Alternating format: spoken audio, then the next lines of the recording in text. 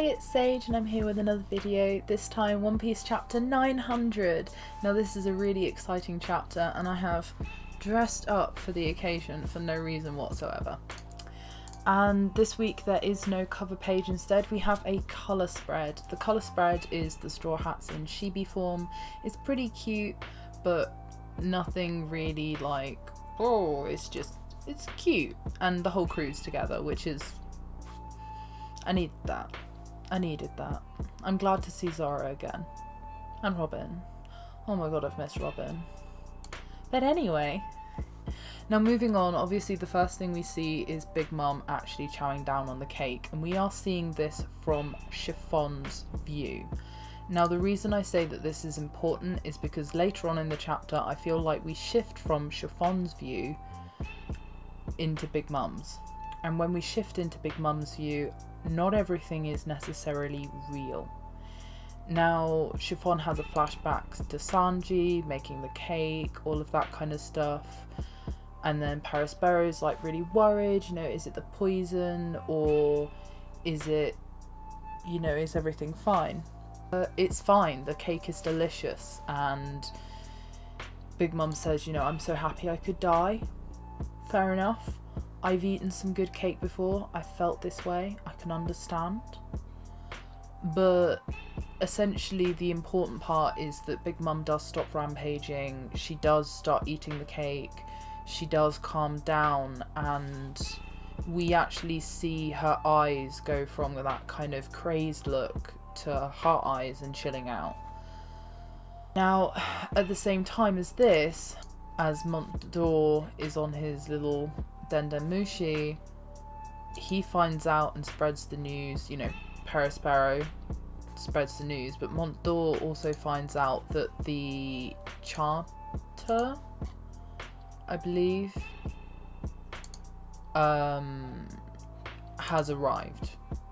The charter, well, it wreaks havoc, and if it wasn't enough, the oven steps through the mirror of one of the fleet ships and boils the ocean, so all of the fishermen, their path that was really nicely opened up for us. This escape was looking so simple, you know, it was all looking like it was going to be relatively doable. Not so much now. And then, as Mama is eating the cake, these soldiers appear out of nowhere. There's a flash into her mouth where it's a pet cemetery and she's singing, and the thing that she repeats is risky. This is risky. And then, to Mont d'Or's delight, you know, an unnamed kind of character seems to be taking the Vinsmokes. They seem to be coming down in like a hail of bullets.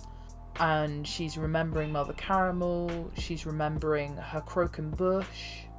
And then, whabam, the Vinsmokes are being just tanked down.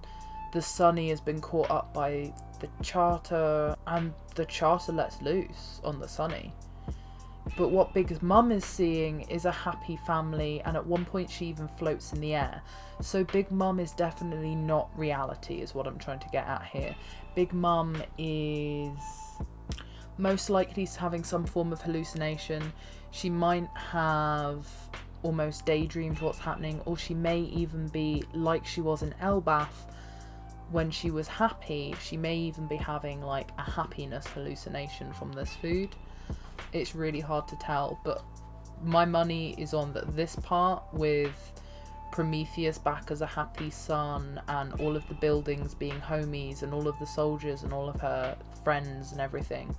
This part is emphasizing how delicious the cake is.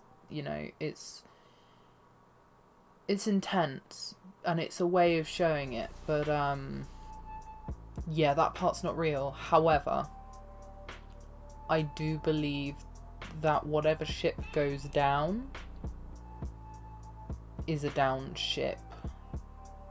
Now, I've heard a lot of things. Now we're over the kind of rough recap. I've heard the whole thing is Big Mum's ideal because it's called Bad End or whatever, this chapter, which is a reference to video games where there are good and bad endings. I'm not sure this is all Big Mum's hallucination because of Mount Dor. She doesn't know necessarily all of the positioning of her children. I think it's too detailed to be a dream. I think that what she's going through is, however, a dream sequence. I don't know what's happened to the Sunny. I don't know. I want to say that everything's fine, and if it wasn't for that flag floating on the ocean, that's going to be iconic. This is truly a nightmare. Thank you for the meal with the floating flag. That's going to be iconic. That's going to be a panel that is referenced again and again, and that's why I chose to colour in this week's panel, ending panel for that. Is it's just so, like, imagine all of like the flames flickering in the reflections of the water as this flag is just slowly sinking, as the ship is slowly sinking. It's intense, and I don't know if the Sunny's okay. I know a lot of people want it to be destroyed. A lot of people think it could be destroyed. A lot of the people think it could be fine. I've heard people say that it could be a Mirage tempo, that it could be Zeus and a Mirage tempo. I've heard that all of it's real. I've heard that none of it's real. I personally think that it's a 50-50. Big Mum's stuff is an illusion. I think that the Sunny has sustained some form of damage. I don't think the Sunny will be out of commission, although I could be wrong. And I think I would like the Sunny. I feel like even if there's a justifiable reason for how they get out of this situation, setting up chapter 900 like this, having this hype of a chapter, because this is hype, this is truly great, and I love this chapter. I would have never guessed anything that's happening here, and that's why I love it so much. Is it's so unexpected, it's risky, you know. It did their plan work? Maybe. Did their plan go as planned? Aren't getting away that easily, and good, because a Yonko's crew should be able to do this.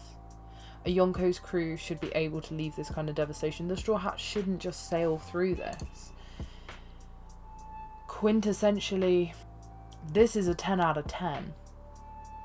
And hopefully the Sunny's okay. It's been Sage. See you next time.